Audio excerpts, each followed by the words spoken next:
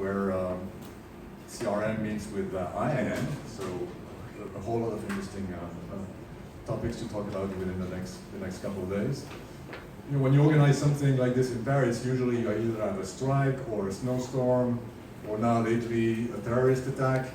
Well, you know, thanks we didn't get any of these except the video projector was not working, so please apologize for this slight delay. So my name is Laurent Charéron, I'm with CXP Group, and let me introduce John Tolbert, and we're going to get started right away because we have a packed agenda and we're starting a little late. So thank you very much for being here, and we'll be hosting this together along the next couple of days. Thank you very much. Thank you, Laurent. So in the interest of time, we will keep it going. Okay, next slide.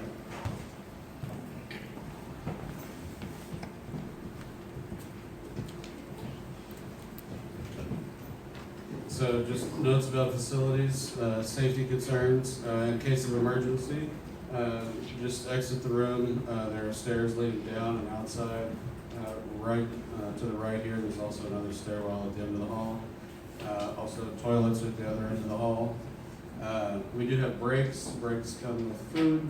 They're in the agenda. Probably, I think 10:45 would be the first break. And then we have lunch this afternoon. Also, food is catered. And there'll be plenty of networking opportunities during those times as well. So just a couple of quick notes about consumer identity management and how we think it's different from identity management in general or traditional IAM. It's really built for customers and consumers, particularly from the ground up. It's not necessarily designed to provide services for employees. And that leads to flexible authentication choices, more than just username, password, or company mandated smart cards.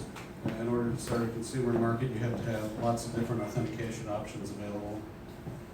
And what can we get from these systems? Typically, the results that we're mostly interested in are twofold. On the security side, identity analytics, how many logins per hour, how many failed logins, things that might be interesting to an incident response team. But also on the marketing side, there is an enormous amount of information that can be created through CRM and now CIAM systems, where people are providing additional information about their likes, preferences, age, things that can be harvested by those who are interested in marketing so that you can better target them with ads, better provide a user experience, and increase the loyalty to your brand. These products generally exhibit a couple of characteristics like white labeling or seamless branding, so that you can integrate it directly into your own site, and it has the same look and feel. And the last two are more business-driven or regulatory-driven concerns that we have for consumer identity management systems. And that's privacy consent management, regardless of where you are around the world.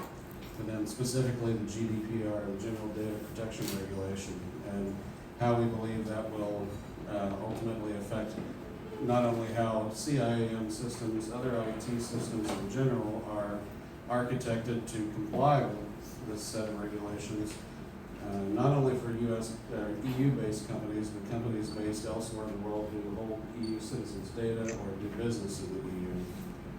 So this is a far-reaching set of consequences. It hasn't taken effect yet, so we've got time to discuss the implications. And fortunately, over the next 2 days, there will be plenty of speakers to address all aspects of what we see here at a high level, from the technical standpoint to the regulatory standpoint. And then I'm sure there'll be some criticism and questions to go along with that to make for a very interesting conversation.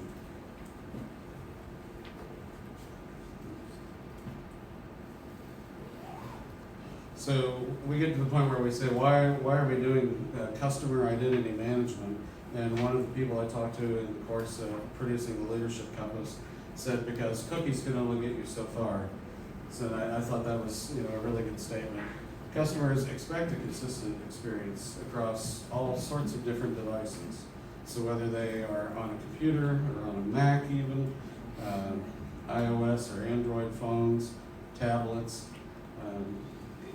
smart TVs of all brands and kinds, set-top boxes, game consoles, and now, the uncontrollable IoT and wearables.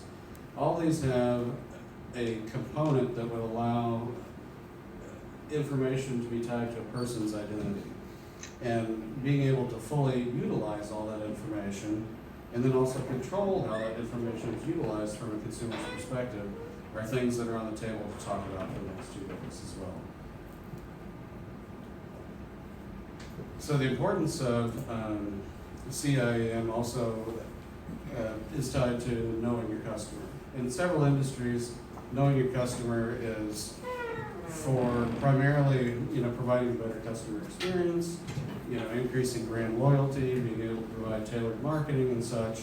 But then also there are additional regulations that make knowing your customer an important strategy for most businesses. When we look at PSD2, the Revised Payment Services Directive, that's creating new business entities that will have the ability to get your account information or initiate payments on your behalf, but they don't have the same regulatory backing of, say, traditional banks, where you might have to have a certain amount of funds on hand. So this is effectively creating a new market of financial service providers. So in order for banks to continue to compete, they're going to have to know more about their customers, provide them with the kind of services that they want. And likewise, the new upstarts who are going to be the AISPs and PISPs will probably find CIAM tools to be a way of attracting new customers as well. And then lastly, it's for anti-money laundering. So just a couple of quick pictures we'll skim over that can show up later, but I really wanted to show you, in traditional IAM, you've got your outside and then people on the inside, and that sort of drives the architecture too. You've got directories for users, and on the outside you've got CRM and people putting information there, and then also people on the inside, the salespeople, loading up CRM with information. But as we move to CIAM, next slide please. It changes a little bit. People get more active on the outside by providing selected bits of information about themselves through interaction with social network providers, with other data aggregators. Information flows from CIAM to CRM, and then that gets turned in either through a CIAM product that does lots of marketing analytics, or through third parties that provide marketing analytics for CIAM data into the information that gets used ultimately by marketers to increase revenue and provide a better customer experience.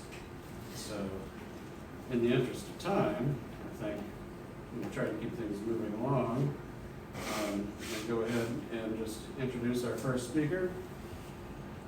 So our first speaker, Ruli, come on up here. And we will turn it over to you.